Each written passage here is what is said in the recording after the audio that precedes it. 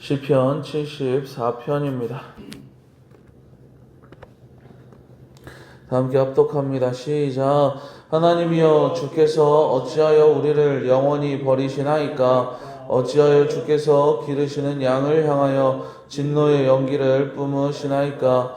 옛적부터 얻으시고 속량하사 주의 기업의 지파로 삼으신 주의 회중을 기억하시며 주께서 계시던 시온산도 생각하소서. 영구히 파멸된 곳을 향하여 주의 발을 옮겨 놓으소서. 원수가 성소에서 모든 악을 행하였나이다. 주의 대적이 주의 회중 가운데에서 떠들며 자기들의 깃발을 세워 표적으로 삼았으니 그들은 마치 도끼를 들어 살림을 베는 사람 같으니이다. 이제 그들이 도끼와 철퇴로 성소의 모든 조각품을 쳐서 부수고 주의 성소를 불사르며 주의 이름이 계신 곳을 더럽혀 땅을 엎었나이다.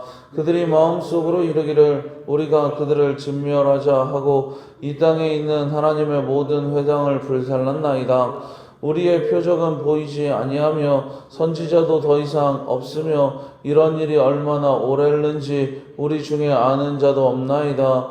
하나님이여, 대적이 언제까지 비방하겠으며 원수가 주의 이름을 영원히 능욕하리이까? 주께서 어찌하여 주의 손, 주의 오른손을 거두시나이까? 주의 품에서 손을 빼내시어 그들을 멸하소서. 하나님은 예로부터 나의 왕이시라. 사람에게 구원을 베푸셨나이다. 주께서 주의 능력으로 바다를 나누시고 물 가운데 용들의 머리를 깨뜨리셨으며 리워 야단의 머리를 부수시고 그것을 사막에 사는 자에게 음식물로 주셨으며 주께서 바위를 쪼개어 큰 물을 내시며 주께서 늘 흐르는 강들을 마르게 하셨나이다. 낮도 주의 것이요 밤도 주의 것이라. 주께서 빛과 해를 마련하셨으며 주께서 땅의 경계를 정하시며 주께서 여름과 겨울을 만드셨나이다. 여호와여, 이것을 기억하소서. 원수가 주를 비방하며 우매한 백성이 주의 이름을 능욕하였나이다. 주의 맷비둘기의 생명을 들짐승에게 주지 마시며 주의 가난한 자의 목숨을 영원히 잊지 마소서. 그 언약을 눈여겨보소서. 무릇 땅의 어두운 곳에 포악한 자의 처소가 가득하나이다. 학대받은 자가 부끄러이 돌아가게 하지 마시고 가난한 자와 궁핍한 자가 주의 이름을 찬송하게 하소서. 하나님이여, 일어나 주의 원통함을 푸시고 우매한 자가 종일 주를 비방하는 것을 기억하소서. 주의 대적들의 소리를 잊지 마소서. 일어나 주께 항거하는 자의 떠드는 소리가 항상 주께 상달되나이다. 아멘. 사랑하는 가족 여러분, 간밤에 평안하셨나요? 오늘도 주의 전을 찾은 여러분의 발걸음 위에 캄캄한 어둠을 뚫고 빛을 내시는 하나님의 위로가 함께 하시기를 바랍니다. 오늘 우리가 함께 읽은 시편 74편은 아삽의 마스길, 즉 교훈의 시입니다. 하지만 시의 내용을 들여다보면 교훈이라기보다는 처절한 절규에 가깝습니다. 학자들은 이 시의 배경을 바벨론에 의해 예루살렘 성전이 철저하게 처참하게 파괴되었던 때로 봅니다. 눈을 감고 당시의 상황을 생각해 봅니다. 하나님의 임재가 머물던 성전이 불타고 있습니다. 거룩한 기구들이 도끼와 철퇴에 맞아 산산조각이 납니다. 원수들은 승리의 깃발을 꽂고 소리를 지릅니다. 눈에 보이는 모든 소망이 무너져버린 폐허, 그것이 오늘 말씀의 배경이자 상황입니다. 이 참담한 현실 앞에서 시인은 탄식합니다. 1절 말씀 같이 한번 읽어봅니다. 시작. 하나님이여, 주께서 어찌하여 우리를 영원히 버리시나이까? 어찌하여 주께서 기르시는 양을 향하여 진노의 연기를 뿜으시나이까? 여기서 시인의 마음을 가장 아프게 하는 것은 성전이 불탔다는 사실 자체가 아닙니다. 바로 하나님께서 침묵하시는 것 같은 상황입니다. 9절을 보면 상황이 더 심각합니다. 9절 같이 한번 읽어봅니다. 시작.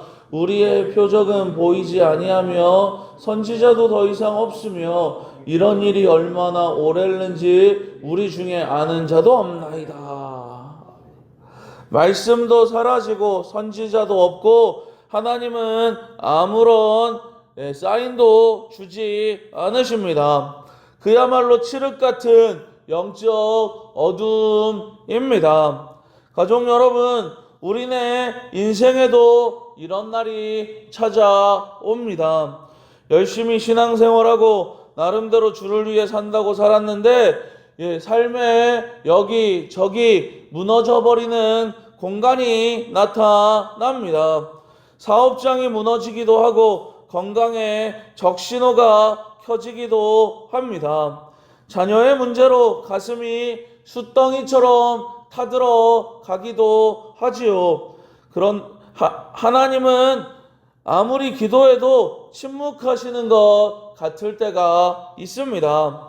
하나님, 도대체 왜 이러십니까? 언제까지입니까? 라는 질문이 터져 나오지요. 오늘 시인은 그 아픈 마음을 숨기지 않습니다. 하나님께 있는 그대로 토해냅니다. 이것이 믿음입니다. 하나님 앞에서 점잖은 척 하는 것이 믿음이 아니라 하나님 앞에서 우리의 마음을 솔직히 토해내는 것, 우리의 솔직한 마음을 주님 앞에 아뢰는 것, 그것이 믿음입니다. 아프면 아프다고, 이해가 안 되면 답답하다고 주님 품에 안겨 우시기 바랍니다. 그것이 회복의 시작입니다. 이 새벽 주님 앞에 정직한 모습으로 우리의 마음을 내려놓고 나아가는 인생이 되시기를 바랍니다. 계속 땅의 현실만 보고 탄식하던 시인의 시선이 12절에서 급격하게 바뀝니다. 12절 말씀 같이 한번 읽어봅니다. 시작. 하나님은 예로부터 나의 왕이시라 사람에게 구원을 베푸셨나이다. 아멘. 지금 눈앞에는 원수들이 왕노릇 하는 것 같습니다. 그러나 시인은 믿음의 눈을 들어 선포합니다. 원수들이 왕이 아니라 진짜 왕은 하나님이시다. 그것도 어제 오늘의 왕이 아니라 예로부터 태초부터 영원까지 우리의 왕이시다라고 시인이 고백하고 선포합니다. 그러면서 시인은 창조 때의 하나님을 기억해냅니다. 13절과 14절 말씀을 보면 주께서 바다를 나누시고 용들의 머리를 깨뜨리시며 리워야단의 머리를 부수셨다고 합니다. 여기서 용과 리워야단은 하나님을 대적하는 세상의 악한 권세, 혼돈의 세력을 상징하지요. 세상이 아무리 거대하고 무서워 보여도 하나님 앞에서는 사막의 짐승들에게 던져지는 먹잇감에 불과하다는 겁니다. 사막에 사는 짐승들이 온순할까요? 사나울까요? 당연히 사납습니다.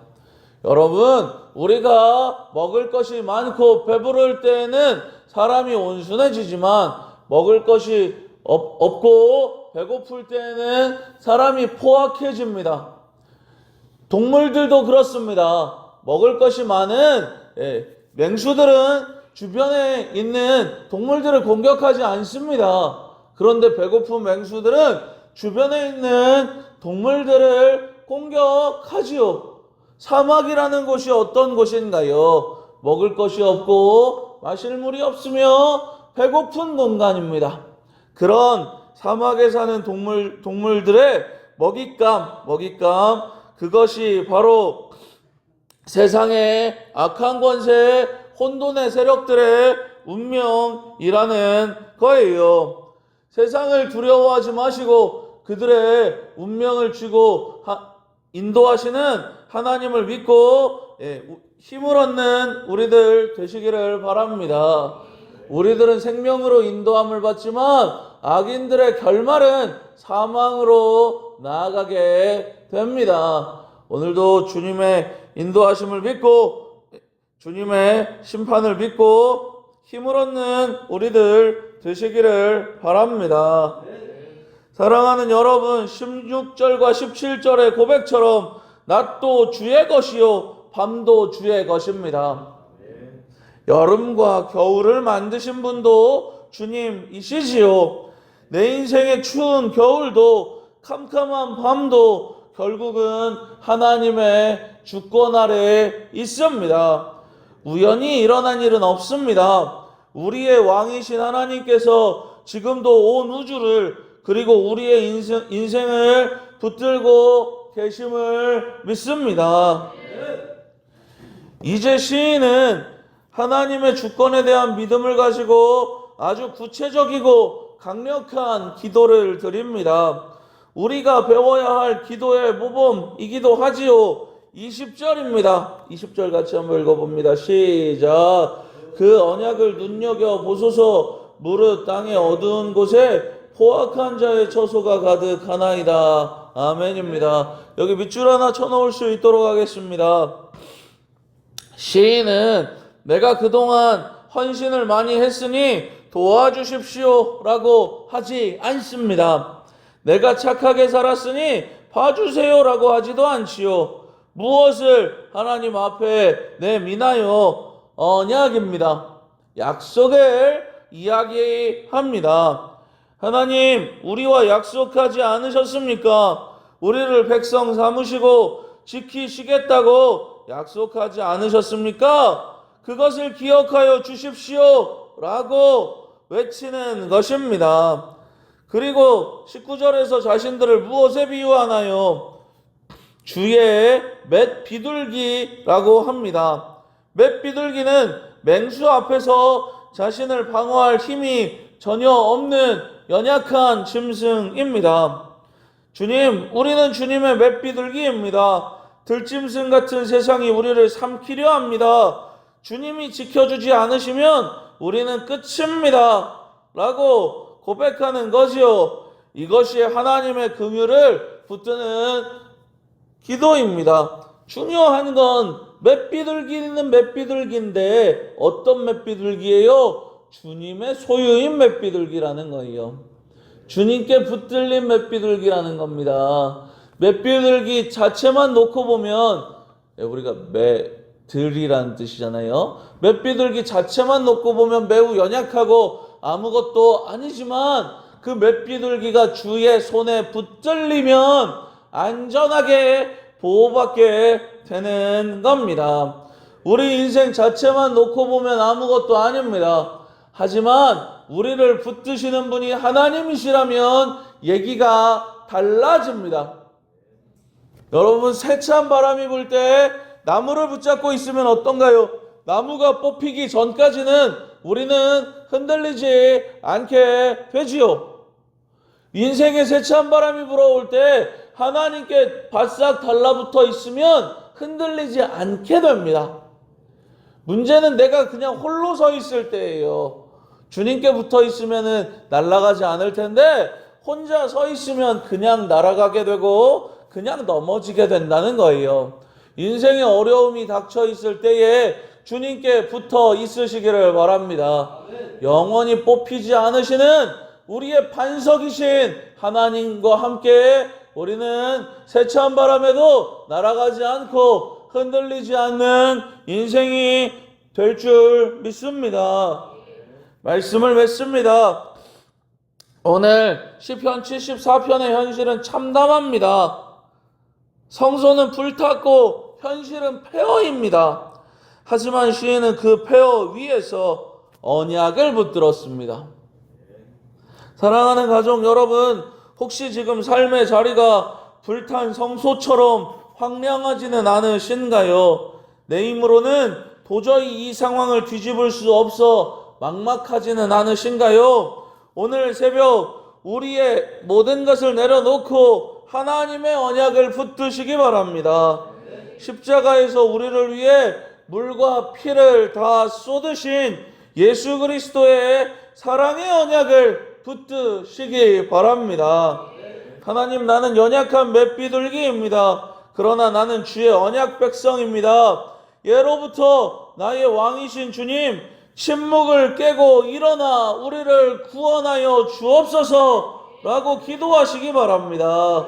이 새벽 이 언약의 기도가 우리의 무너진 마음을 다시 세우고 하나님의 일하심을 보게 하는 능력이 되기를 예수님의 이름으로 축원합니다.